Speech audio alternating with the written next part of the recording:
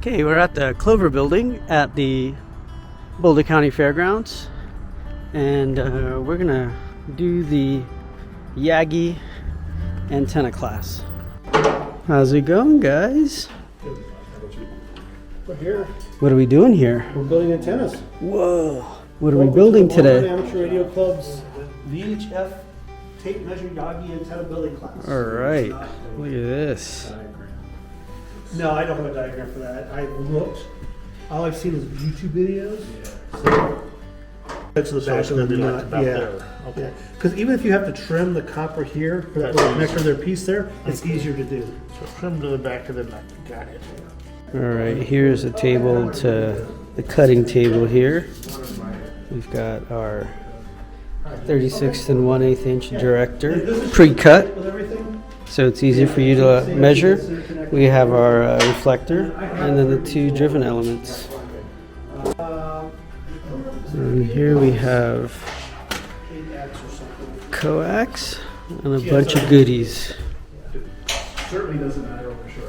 And then use these to mark your director reflector where they go.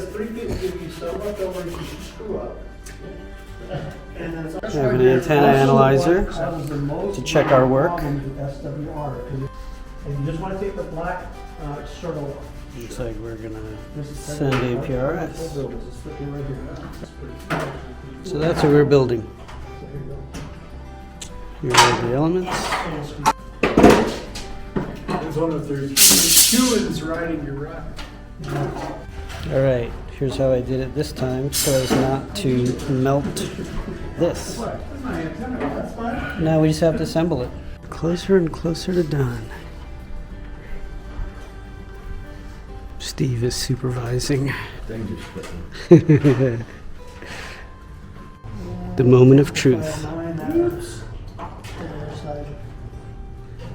3736. You're better. That's kind of disappointing. Okay, stop. So Chuck, what you're saying, the SWR of this antenna is 5 when it's on a metal table. No, it's not 5 when it's on a metal table. 4, yeah. But when you take it off said metal table, which might affect the antenna, now it might be closer to 1.2. All right. At 1.1. Yeah. Now I think we're looking at about 1. Oh yeah. Now we're at. Yeah, almost perfect. Point it north. Right. I'll just keep holding on to it. It's like back in the day, you adjust the rabbit ears, and they're like, "All right, don't move." I don't have a goon squad, but I will deal with it. I don't know. Me and Ramon could be hired to be your goon squad. All right, I'll be nice. I already said that a couple times. Is video on yet, Ramon? Oh, okay. Oh, nice. He's been recording for the last 5 minutes, so you can hear trouble. Let us spend, whatever, 30, 40 minutes talking about what we're doing, why we're doing it, rather than just jumping into cut this wire and bend this hook and hook up this wire, sort of thing. Why we're doing during field day, this isn't working, let's try that, let's try this.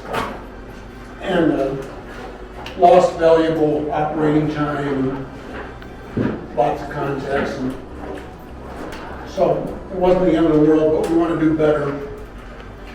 And so a few of us took kind of before we go off and spend a bunch of money or a bunch of time doing something, let's think about what we're doing and what is the best choice, because there are hundreds of choices on antennas. So the first page of acronyms, which highlighted is really wonderful, is kind of our mission statement. You want a set of antennas that radiate very well, built by anyone. It doesn't take one guy who happens to know and happens to have worked on it over the last 10 years. And he's the one guy who knows how to put this beast together. That's what we don't want. We want pretty much common sense. Doesn't take a lot of secret knowledge to make it work. Easy to deploy, so you're walking a compromise, and we'll talk about that more. It's not like we have to put this thing up in 5 minutes. You know, we're not the Navy SEALs, you know, attacking a hostile environment and have to get it up and send a secret message to Washington within 10 minutes. We got hours to put it up. So that's kind of the time frame we're shooting at, is an hour or two. If it takes an hour or two to put up an antenna that radiates well, that's a good trade-off. If we can put it up in 5 minutes but it radiates poorly, well, that's a bad trade-off. If it takes 10 hours to put it up, well, that's a bad trade-off. So we want to walk a compromise of easy to put up, easy to understand, radiates well. It can be used in several different environments. Field day, again, is going to be across the street in the big park area. Lots of land. It's dirt. We can put stakes in the ground if we have to. But we've had other field days, or winter field days, that we're at a building like this, or whatever the other one is. But anyhow, we were confined to a parking lot. That's where we could put our antennas, is the asphalt. So we wanted an antenna that would work whether we had dirt or whether we had asphalt or concrete or anything else. That it would be reasonably self-supporting in multiple environments. So the whole subject of antennas, I find frustrating and confusing and quite honestly full of a lot of hucksters. If you look at the any magazine or ham radio website or QST, anything else, you're going to see dozens and dozens and dozens of antennas from dozens of companies. Some of them are traditional companies that have been around for 50 years, like Mosley. Expensive and complicated. If you really want to know if this thing works, antenna field test sites go for thousands of dollars an hour. You're probably not going to be able to easily afford to do that. And even with that, near field propagation doesn't tell you a heck of a lot about far field propagation. You know, angle of radiation and other such things. You know, is this thing going to work for 1,000? You know, for DX, is this thing going to work for in-state, Nevis kind of stuff? Testing is incredibly expensive, and so as a result, a lot of people don't do any. They just make claims and charge a lot of money. If you're in the marketing department, you know that if you sell for a real low price, that people are going to think you're selling junk and not buy it. If you raise the price, they'll probably buy it because it must be better. Mm-hmm. The word tactical gets overused. You know, if you put the name tactical on an antenna, well, that raises the price $100, and people will surely buy it because they all imagine they're going to put on their camouflage Navy SEAL suit and run out in their backyard and put this thing up. And the antenna stored in the camel bag. Yeah. A camouflage backpack for it. Yeah. HOAs are making it really hard on amateur radio. I live in an HOA, and I don't know, an awful lot of people live in HOAs. That's why you need the camera. That's why you need the camouflage. So your postage stamp yard and a bunch of neighbors who think it's their prerogative to tell you what you can and can't do in your backyard. It's a hard environment. So the HOA business tends to make people want to have small, nearly invisible antennas. Well, like Vermont said, you just tell them it's your laundry line. That's right. So you can hang your laundry on it. That's right.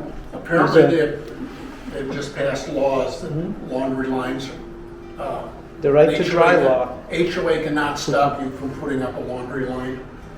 I heard a conversation this morning, he said, a lot of HOAs will let you put up weather stations.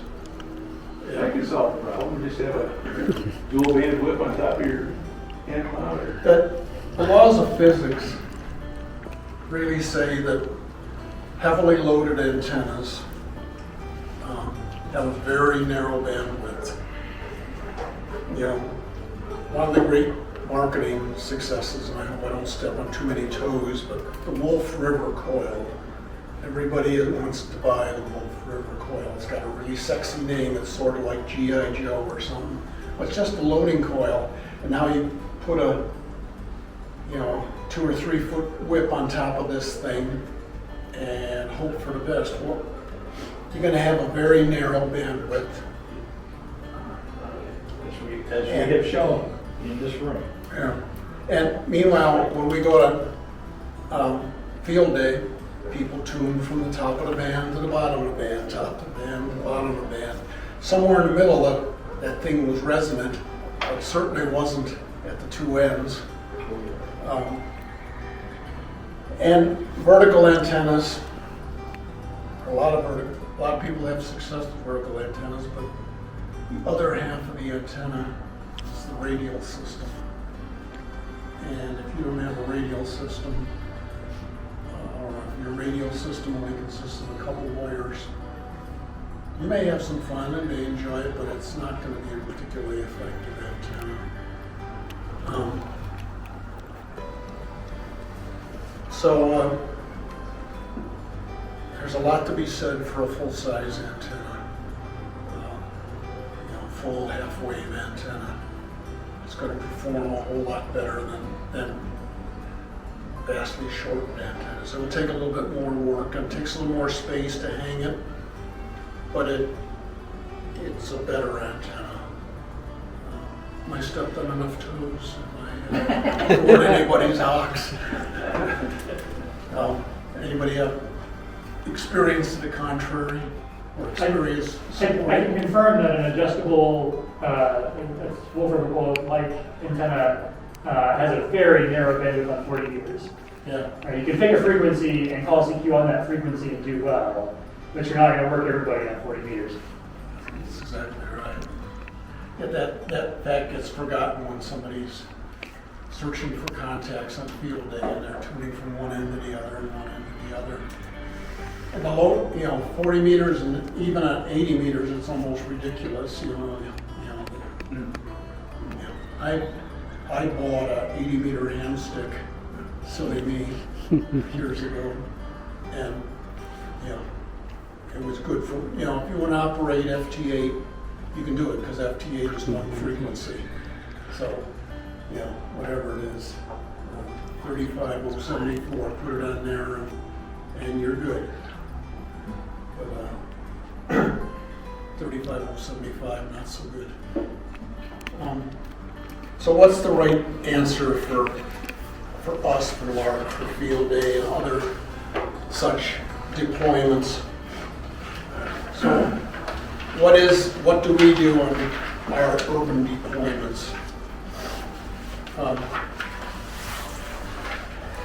Typically we've got a time to put up an antenna. It's not, as I jokingly refer to this, it's not Navy SEALs and we got 5 minutes to put it up before a hostile fire begins. We're not doing POTUS, SOTUS. This doesn't have to be lightweight. We don't want to carry a huge amount of weight around, but the fact is we can drive a pickup truck up to where we are operating and carry a pickup load of stuff, and that's okay. It's not like it all has to fit in the backpack.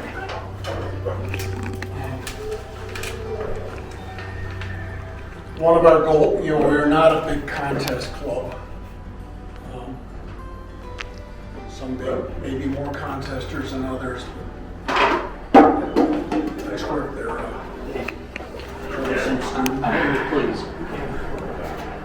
Always disruptive. We want people to have fun. And that fun usually means lots of contacts, which means a highly good performing antenna. So, as I mentioned before, sometimes we have grass, sometimes we have concrete or asphalt. Sometimes we have big trees, sometimes we don't. The concept of to shoot our bows and arrows up into the trees or our slingshots or whatever sounds like a lot of fun, but we don't have too many people that know how to do it. And sometimes the park rangers get a little bit snotty about us leaving cords and other such stuff stuck in the trees and unable to pull it down because it wrapped itself around them a few times. So You know what helps with that, at least with Boulder County, is I tell them I use hemp strings, which is biodegradable. No, I'm serious. And that got me through. They're okay. And that's Boulder County, mind you. well, Weld County, you probably get through. Will County, you can use fishing line, man. We don't care. So, other comments about how we operate and what's suitable for our operation? That's a real good synopsis of our environment. Definitely. So, what is it we're doing? We're doing self-supporting inverted V antennas. We tend to set up in the morning and say this is the 40-meter station, this is the 20-meter station, maybe 10 meters, I don't know. We tend to set up 2-3 radios and they stay on a band for the day. So there's no particular advantage to having a multi-band antenna. In fact, it's actually a detriment. First of all, it's more complicated, bigger, a little harder to understand. But now you got one feed line coming down from this multi-band antenna, and yet you got 3 radios set up. So how do you do that? Well, you can, of course, use duplexers and other magic, but it's more complexity for no particular gain. You really, in our environment, better off to have 2 or 3 or 4 single band antennas, each with its own feed line. Each can be set, one of them, if the 40-meter radio's over here, you can put the 40-meter antenna near there. And if the 20-meter radio's over here, you can put the 20-meter antenna near there. And life's simple, and each one has a feed line, and each one is separate and simple. The club already owned all those Army poles. I don't know all the history of how it came to have that, but we got a boatload of Army poles out there. We also had those 4 tripods. Those are all light-duty TV-style tripods, but they're adequate for a day of field-a-day operation. Now, those tripods won't stand up by themselves. The first gust of wind or somebody pulls in this direction to string the wire, they're going to pull it all over. So that's what the plywood's about. And the sandbags. With holding the tripods to the plywood and putting sandbags on top of them, it makes it strong enough. And you can do that on grass or you can do that on pavement. It doesn't matter.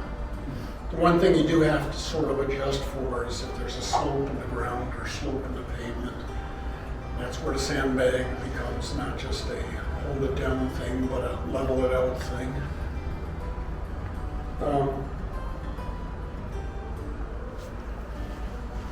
So that's the concept. That's what we're going to build. A few pictures from my backyard mostly, but illustrating a few important things. I fabricated those little clamps that will hold the tripod to the plywood. The end insulators you can buy, $5 each, $8, $10 each for fancy insulators. It's really unnecessary. You go to the home store and buy a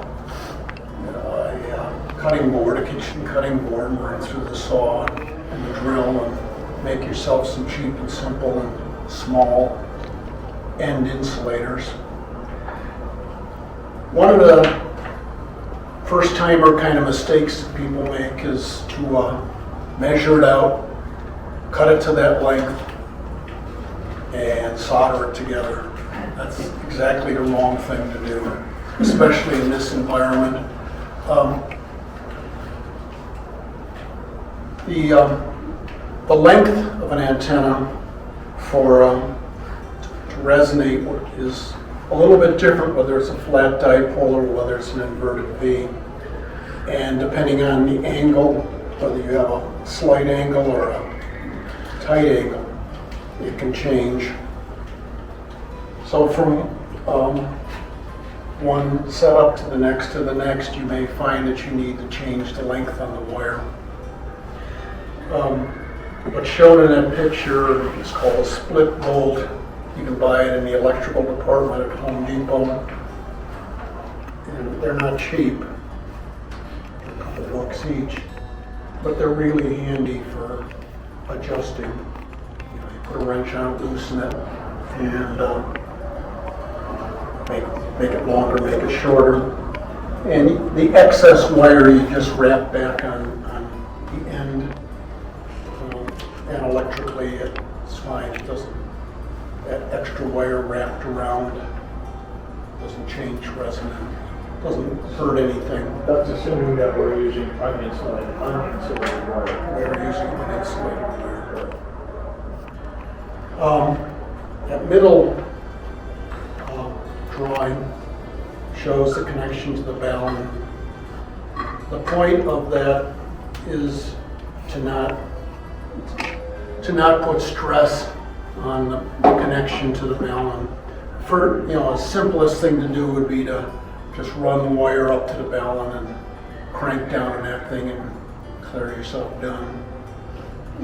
And first time the wind blows, it's a good chance that's going to come apart. So what I show there is a loop of wire going through the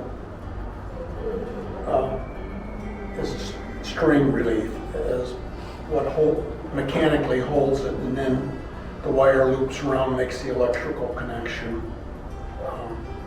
And I think that's important for durability.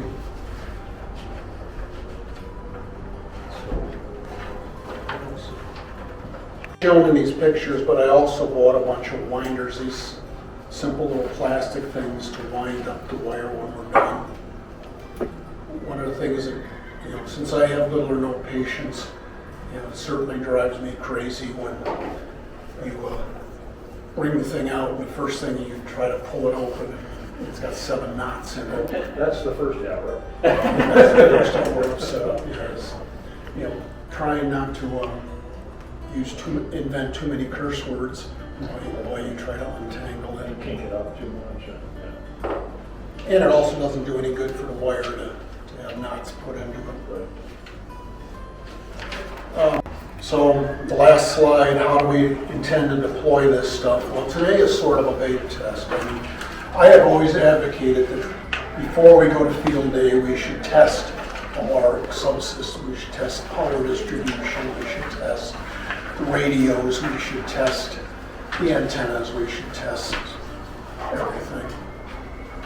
And this is sort of a test. So I think we may discover today that this is harder than we anticipated, or we really ought to do things in a little different order. But tentatively, figure out where the antenna is going to go, stick the tripod on a wood base, and lay it on its side at that intended center point.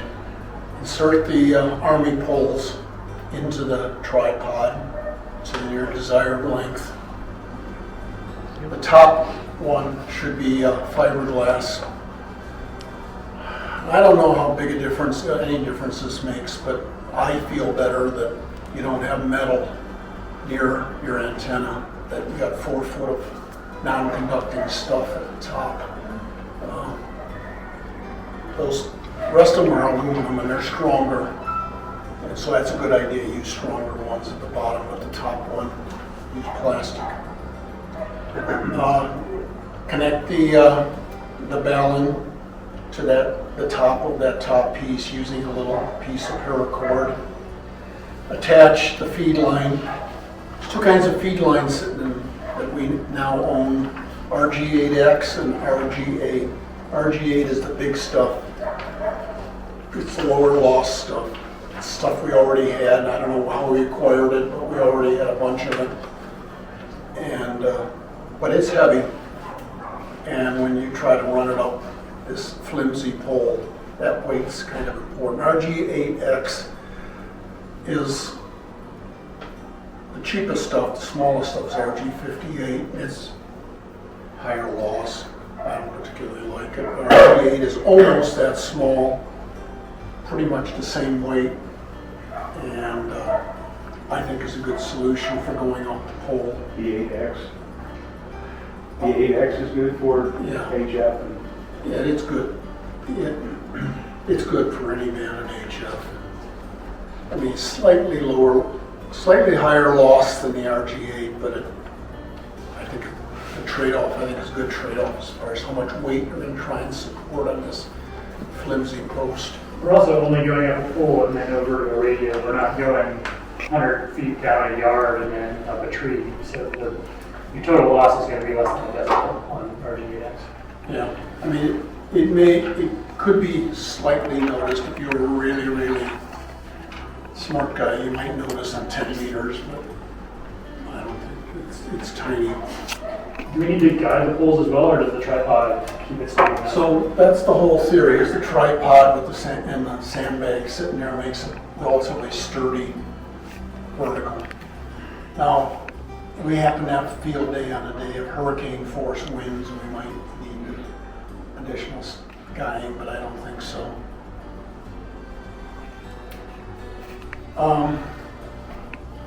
Attach paracords the end of the antennas. Tilt up the base and the tower and the wire. String out the wire, find some convenient tie-off points for the ends. Get your antenna tuner out and see where this thing is resonant. And don't be overly surprised if it's a little different than last time because the angle is tighter or looser, one thing or another. I don't know. Closer to a different tree or Tied to a different tree, the wind, The grass is wetter. the grass is wetter here. Do we want to shoot for like a minimum distance in between the ends? So the flatter is better. A very narrow angle is a compromise. You're going to lose some performance. So paracord is cheap. We got lots of it. String it out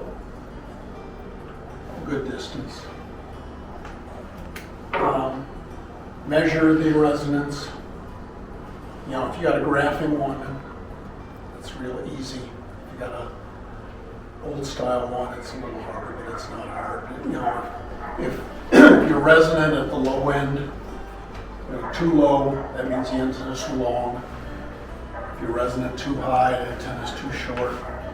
Loosen those split bolts, stretch out a little more wire, or shorten it, scoot in a little more wire, string it up, try it again. For something like a 40-meter antenna, you should be able to bring it down without leaving the center as is. For a 10-meter antenna, the thing is so short that you're probably going to have to tilt the mast down to be able to get to it, but again, that's not particularly difficult. As far as safety goes, it's probably not a one-person operation to tilt up that mast, but it's not particularly hazardous either. One of the things that's happened to me is those mast sections come apart. If you got a couple mast sections where that joint is loose, you might want to tape it together with some black tape or something. But most of them are pretty tight, and it shouldn't be an issue. You might want to inspect your mast sections to see if anything is bent or broken, or that joint has become fractured somehow. As far as operation, since the FCC has now said we're supposed to do exposure evaluation for our antennas, I think we're going to want to do some sort of flagging that says stay out of here. If somebody stands directly a foot or two away from the antenna, that's probably bad. We shouldn't do that. But if they stand 5-6 feet away, it's probably fine. But when it's raised, right? I mean, it's. Well, the lower parts. Oh, you still have, okay. I mean, I'm not Have enough. enough 10 feet.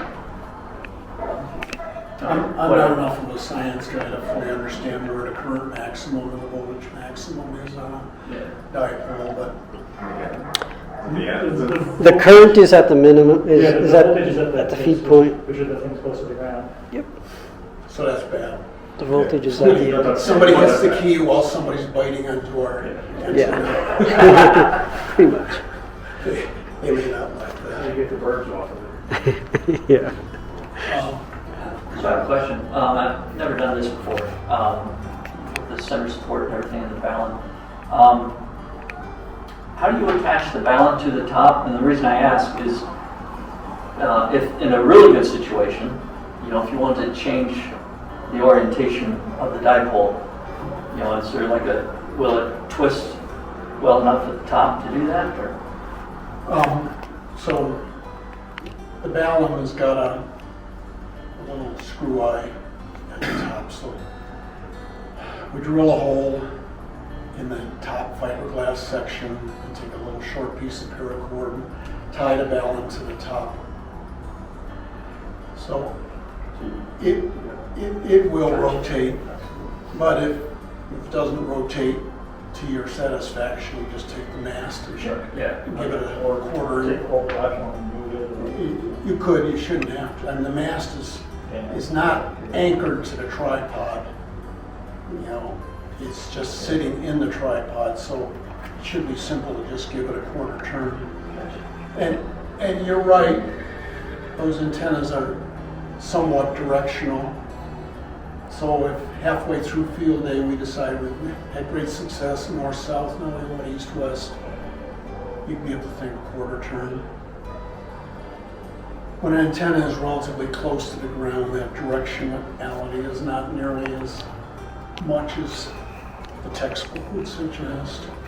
Isn't the V more omni the flat dipole? I'm not sure, perhaps, this perfect model that you'd find in the textbook is only true when an antenna is really up high, quite high, and higher than we can probably get it. What is the optimum height?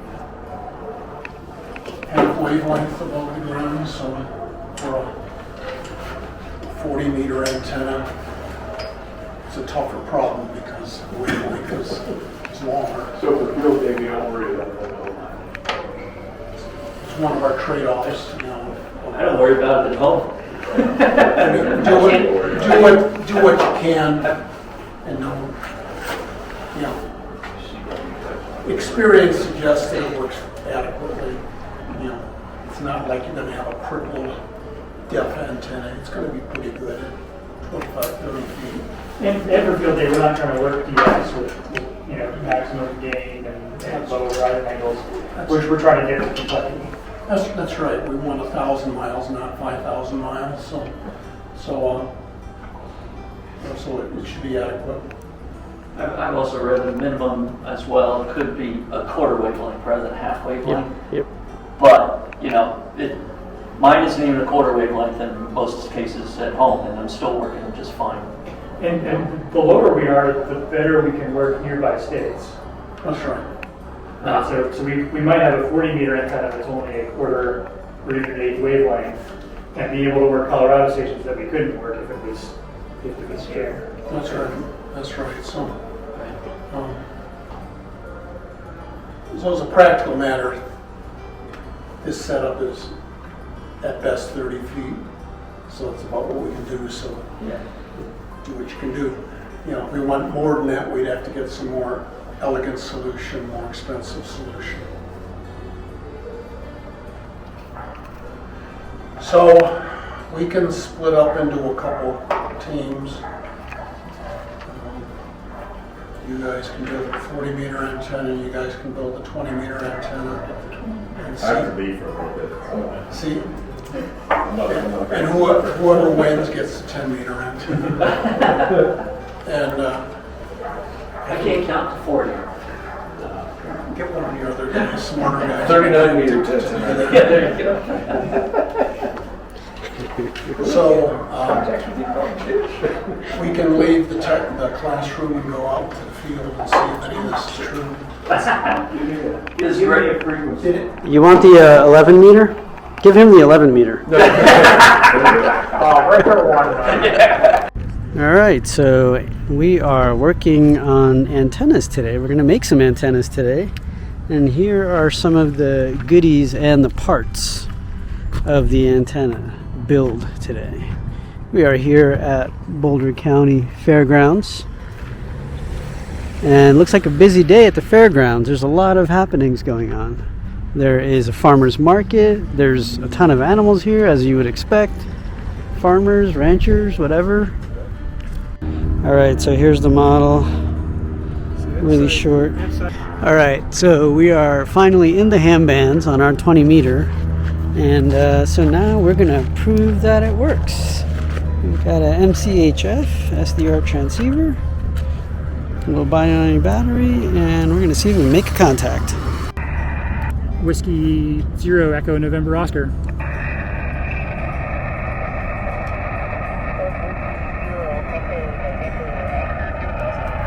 QSL, you're about a 5.5 into Colorado.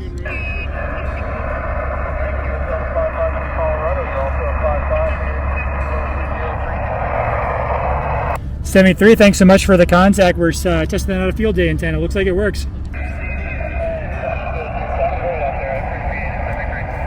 73, good luck on your activation.